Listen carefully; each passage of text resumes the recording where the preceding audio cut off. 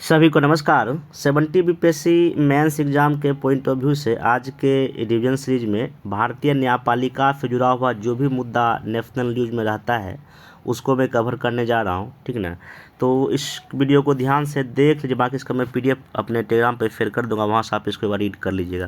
देखिए, हाल के दिनों में कार्यपालिका न्यायपालिका में विवाद देखने को मिल रहा है। न्यायपालिका में सुधार को लेकर पुनः एक बहस शुरू हो गई। मतलब जैसे कि अभी देखिएगा, दिल्ली हाई कोर्ट के जज के घर में जिस तरह से जले हुए नोट मिला, तो ये सब कहीं ना कहीं जो न्यायिक जो जवाबदेहिता है वो उस पर एक प्रश्न खड़ा होता है। तो जब भी कभी आप एग्ज़ाम में लिखा तो जो करंट में जो कुछ चीज़ें चल रहा है या इस ऐसे जब भी कभी लिखा तो आप ऐसे एक दो पॉइंट को कहीं कहीं जिक्र कर सकते हैं। तो आखिर भारतीय न्यायपालिका या इंडियन ज्यूरिस्डिक्शन सामने कौन कौन सी वो चुनौतियाँ चैलेंजेस है वो आपको जानना पड़ेगा, ठीक है। देखिए, सबसे बड़ा जो चुनौती हमारे भारतीय न्यायपालिका के सामने ये है, न्याय की जो धारणा जो कॉन्सेप्ट और जस्टिस है उसमें देखिए, विलंबित न्याय ना मिलने के बराबर, अगर न्याय देरी से मिले तो वो कहीं ना कहीं जो है ना न्याय ना मिलने के बराबर है। ये आपको निबंध में भी आ सकता है। तो वर्तमान में भी 4 करोड़ से ज़्यादा मामले लंबित हैं और न्याय मिलने में लंबा समय और एक जटिल प्रक्रिया है। तो ये सबसे बड़ी चुनौतियां हैं हमारे देश के न्यायपालिका के सामने। अगर मेंस में क्वेश्चन शॉर्ट में ये पूछ देगा कि भारतीय न्यायपालिका के सामने प्रमुख चुनौतियां क्या क्या है, आप ये की टर्म लिख देंगे। या अगर लॉन्ग क्वेश्चन भी ऐसे कोई घुमा के पूछो तो आप वहाँ लिख देंगे। या अगर निबंध में भी अगर क्वेश्चन कुछ न्यायपालिका से जुड़ा हुआ आता है, इंडियन जुडिशरी सिस्टम से आता है, तो आपको ये टर्म वहाँ पे काम देगा, ये पॉइंट आपको वहाँ काम देगा। ध्यान से इसको देख लीजिए। अब नेक्स्ट चलते हैं। देखिए, कई सारा पद खाली है सुप्रीम कोर्ट में या हाई कोर्ट में, लगभग 300-400 न्यायाधीश का पद जो है अभी भी कहीं ना कहीं रिक्त है, जिक्र कर सकते हैं। लैंगिक असमानता, सुप्रीम कोर्ट में मात्र 7% ही महिलाओं की भागीदारी है। SC ST दिव्यांग या OBC मतलब कि वर्ग की बहुत ही कम भागीदारी हमको यहाँ देखने को मिलती है। कॉलेजियम व्यवस्था, आपको पता है कि न्यायाधीश की नियुक्ति न्यायाधीश ही कर रहे हैं, तो ये भी कहीं ना कहीं एक गंभीर मामला है, ठीक है। उसके बाद यहाँ पे भाई भतीजावाद का भी कॉन्सेप्ट आपको दिखाई पड़ता है। जिला और जो अधीनस्थ न्यायालय की संरचना व्यवस्था में काफ़ी कमी है। विचाराधीन कैदियों की संख्या बहुत ही ज़्यादा है। न्यायिक समीक्षा और न्यायिक सक्रियता के मुद्दे हमेशा चर्चा में रहता है। न्यायिक समीक्षा के जरिए सुप्रीम कोर्ट या न्यायिक फैसले के जरिए सुप्रीम कोर्ट या हाई कोर्ट जो है कई सारे ऐसे मतलब मामले में दखल दिया है जो कहीं ना कहीं वो विधायक का मतलब कि लेजिस्लेटिव या कहीं ना कहीं वो एग्जीक्यूटिव का वो काम है। तो ये 7-8 ऐसे मुद्दे हैं जो हमेशा चर्चा में रहता है न्यायपालिका से जुड़ा हुआ। अब एक टर्म यहाँ हम पढ़ते हैं न्यायिक सक्रियता के, हालांकि ये तो पॉलिटी सेक्शन में क्वेश्चन पूछ, हालांकि ये करंट से भी कभी जुड़ा हुआ पूछा जा सकता है। देखिए, न्यायिक सक्रियता का सिंपल सा मतलब ये है कि जब न्यायपालिका की भूमिका महज कानूनों की व्याख्या न रहकर आगे नागरिक अधिकार या रक्षा से जुड़ जाए तो ऐसे निर्णय जो विधायिका वो कार्यपालिका के कार्यक्षेत्र में हस्तक्षेप कर दे। मतलब कि जैसे कि सिंपल सा बात है कि ये हमारा ऐसा कुछ लेजिस्लेटिव है, मान लीजिए ये आपका जुडिशरी सिस्टम है और ये आपका एग्जीक्यूटिव का सिस्टम, जब ये न्यायपालिका इस एरिया में हस्तक्षेप कर दे उसको सिंपल हम क्या बोल रहे हैं, न्यायिक सक्रियता बोल रहे हैं, ठीक ना। अब इसका क्या देखिए कारण क्या है कि विधायिका व कार्यपालिका का दायित्व से कहीं ना कहीं भटकना, जो विधायिका पार्लियामेंट का जो काम है या जो सरकार की काम, अगर वो अपने कार्य से भटके तो ऑब्वियसली बात यहाँ न्यायपालिका ज़्यादा सक्रिय हो जाएगी, एक्टिव हो जाएगी। दूसरा बात है कि विधायिका और कार्यपालिका में कहीं ना कहीं आपको व्यापक भ्रष्टाचार करप्शन देखने को मिल रहा है। कार्यपालिका के कार्यों का अपेक्षित परिणाम भी नहीं आना, लोकतंत्र के सिद्धांतों का क्षरण होना, क्योंकि आज देखिएगा जिस तरह से पार्लियामेंट में जैसे काम होता है या कार्यपालिका में जैसे काम होता है वो कहीं ना कहीं डेमोक्रेसी के भावना के खिलाफ आपका हो रहा है। जनता की बढ़ती आकांक्षाएं और अंतिम रूप से जनता जो है देश के सुप्रीम कोर्ट या हाई कोर्ट की ओर देखती है।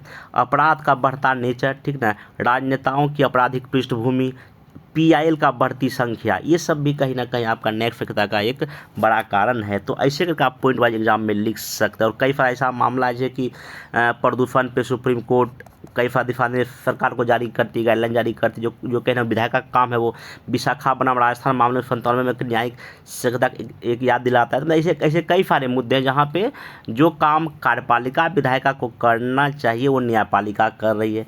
न्यायिक सक्रियता जब सक्रियता की सीमा से आगे बढ़कर अति सक्रियता के चरण में पहुँच जाते तब यह शक्ति के पृथक्करण के सिद्धांत के लिए खतरा बन जाता है। तो यहीं पे जो है ना न्यायिक सक्रियता का एक नेगेटिव पॉइंट भी निकल के सामने आता है, ठीक ना। आप देखिए वो कौन कौन सा ऐसा उत्प्रेरक है जो कि न्यायिक सक्रियता को बढ़ावा दे रहा है।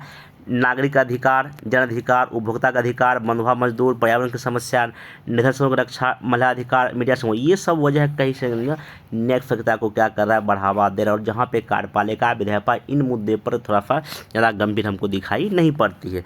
अब हम चलते हैं, एक टर्म आता है न्यायिक संयम। न्यायिक संयम न्यायिक व्याख्या का सिद्धांत है जो न्यायाधीशों को स्वयं अपनी शक्ति के प्रयोग को सीमित करने के लिए प्रोत्साहित करती है।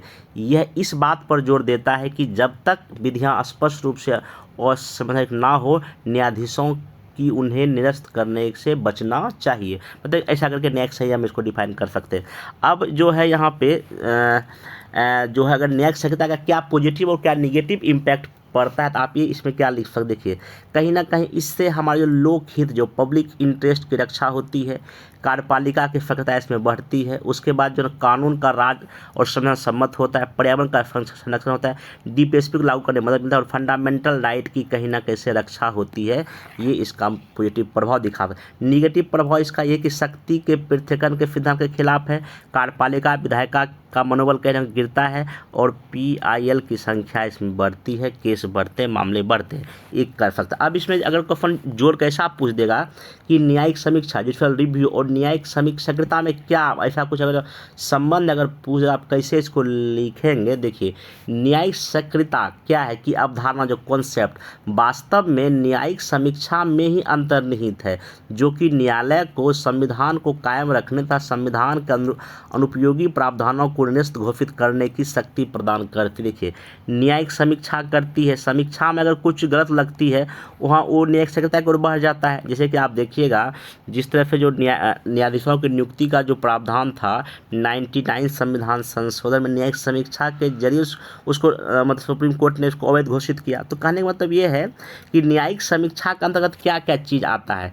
संविधान संशोधन की समीक्षा कर सकती है सुप्रीम कोर्ट, संसद या राज्य विधानमंडल द्वारा पारित कोई भी कानून की समीक्षा कर सकती है, कार्यपालिका की कार्यवाही की जांच कर सकती है, जैसे 99 संविधान संशोधन में किया और इसको निरस्त भी सुप्रीम कोर्ट ने कर दिया। अब ये जो न्यायिक जो समीक्षा का प्रावधान हमारे संविधान में कहाँ कहाँ है, आर्टिकल 13 से मिलता है, आर्टिकल 32 से मिलता है, आर्टिकल 121 से, 132 से और 226 से। आप ये कुछ फैक्ट एंड फिगर यहाँ पर आप इसको याद रख सकते हैं। चलिए अब न्यायिक सुधार जो भी छोड़िए, जो भी न्यायिक जो चुनौतियाँ हमारे न्यायपालिका के सामने हैं उसका सुधार का क्या या आगे की राह क्या कर सकते हैं। नियुक्ति प्रक्रिया में तेजी लाई जाए एवं देश की जनसंख्या के अनुपात में न्यायाधीशों की नियुक्ति करनी चाहिए। पहली बात तो ये, बेहतर न्यायिक प्रणाली के अखिल भारतीय न्यायिक सेवा का स्थापना किया जाना चाहिए। नियुक्ति प्रक्रिया में पारदर्शिता तथा नियुक्ति कैसे और कौन करे इसका निर्धारण होना चाहिए। लंबित मामले के निपटारे हेतु तकनीक या AI का प्रयोग करके इसको हमको जल्द से जल्द ख़त्म करना चाहिए। और बाकी जो न्यायपालिका में अगर जिस अगर कुछ भी अगर कमियां हैं, चाहे भ्रष्टाचार को लेके या पारदर्शिता को लेके या न्यायिक जवाबदेही को लेके, अगर कुछ भी ऐसा मामला है तो उसको जल्द से जल्द ख़त्म करना चाहिए। क्योंकि अगर जहाँ विश्वास की बात होती है, आज भी देश का एक आम नागरिक कहाँ सुप्रीम कोर्ट, हाई कोर्ट या जज की ओर देखता है तो उसका विश्वास कम नहीं होना चाहिए और डेमोक्रेसी इसी विश्वास पर अपना जो है ना टिका रहेगा, नहीं तो कुछ गंभीर परिणाम भी हमको भुगतने पड़ जाएंगे। तो अगर आप इतना बात अगर न्यायपालिका जो अगर करते हैं तो मेरे ख्याल से इससे बाहर क्वेश्चन आपका नहीं जाएगा। बाकी GS पॉलिटी में जो है ना कुछ जो इसके जुड़े कुछ टॉपिक है, जैसे न्यायालय नियुक्ति का क्या प्रक्रिया है, कोलेजियम प्रणाली का, तो उसको कुछ आपने ट्रेडिशनल देख लीजिएगा तो आप बाकी आपका यहाँ क्वेश्चन जो है ना आपका बन जाएगा।